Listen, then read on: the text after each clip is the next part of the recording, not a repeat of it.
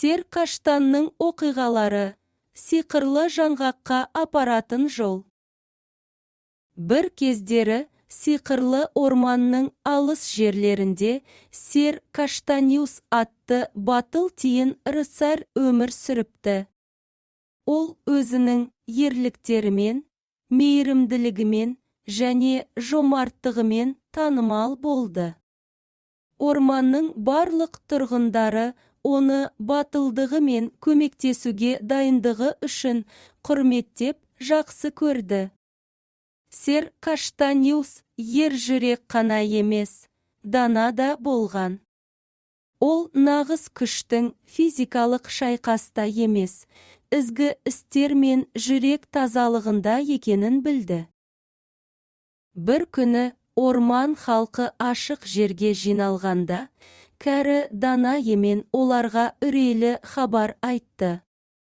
Сиқырлы орманның тереңінде сиқырлы емдік күші бар сиқырлы жаңғақ болды, және оны татқандардың барлығының жүрегіне қуаныш сыйлай алады.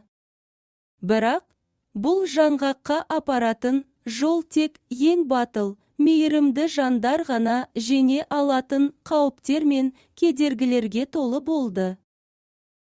Кәрі емен сөзін аяқтап, осы қауіпті сапарға кімнің батылы барады, және біздің халқымызды емдеу үшін сиқырлы жаңғақ әкеледі, деп сұрады. Сер Каштан ойланбастан барлығының алдында тұрып, мен бұл сиқырлы жаңғақты іздеуге барамын. Егер оған көмектесетін болсам, ешкім зардап шекпесін. Сауытын жинап, өзімен бірге өзінің адал досы Миу атты кішкентай тышқанды алып, Каштаниус жолға шықты. Орман оларды жұмбақтарымен, сырларымен қарсы алды. Бірінші сынақ қорқынышты және қу су рухтары өмір сүретін қара ағынды кесіп өту болды. Каштаниус пен Миу бұлақ жағасына жақындағанда, су рухтары торларын тоқуға кірісті. Бірақ Каштаниус қорықпады. Ол қатты айқайлады, мен тыныштықпен келдім. Біз халқымызға көмектесу үшін сиқырлы жаңғақ іздейміз. Мұндай сөздерді естіген су рухтары таңғалып, өзара ақылдасып, батыл рыцарь мен оның досына көмектесуге шешім қабылдады. Олар денелерінен көпір құрады. Ол арқылы Каштаниус пен Миу арғы бетке өте алды. Ағысты сәтті кесіп өткеннен кейін, Каштаниус пен Миу жолын жалғастырды. Келесі сынақ көлеңкелер орманы болды. Онда қорқынышты көлеңкелер өмір сүріп, өз доменіне кіруге тырысқандардың барлығын қорқытты. Бірақ Сер Каштаниус батыл ғана емес, сонымен қатар ақылды болды. Ол нағыз күш, достық пен өзара көмекте екенін білген. Миумен бірге олар сиқырлы орманнан білетін мейірімділік пен батылдық туралы әңгімелер айта бастады.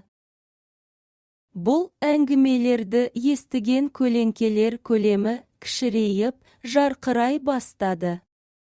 Олар күшті болу үшін басқаларды қорқытудың немесе ренжітудің қажеті жоқ екенін түсінді. Көлеңкелер орманы соншалықты қорқынышты болуды тоқтатты, ал Каштаниус пен Миу әрі қарай жүре алды. Олардың жолы оларды ұлы айна орманына апарды. Онда кірген әрбір адам өз қорқыныштары мен күмәндарына тап болды. Айна орманы тек сыртқы көріністі ғана емес, сонымен қатар ішкі қорқыныш пен тәжірибені көрсететін сиқырлы айналарымен танымал болды. Каштаниус пен Миу орманға кіргенде, олардың шағылыстары қорқынышты және қорқынышты болғанын көрді. Бірақ Каштаниус айтқанынан қайтпады. Ол айналардың біріне қарап, оның ең терең қорқынышын көрді.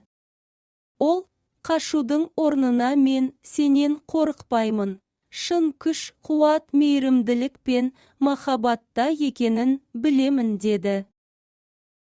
Айналар жарылып, жоғала бастады, ал орман жеңіл және мейірімді болды. Каштаниус пен Миу айна орманынан өтіп, өздерінің батылдығы мен қайсарлығын дәлелдеді. Ақыры олар жаңғақ өскен сиқырлы ағашқа жетті. Бірақ ағашты үлкен айдаһар қорғады.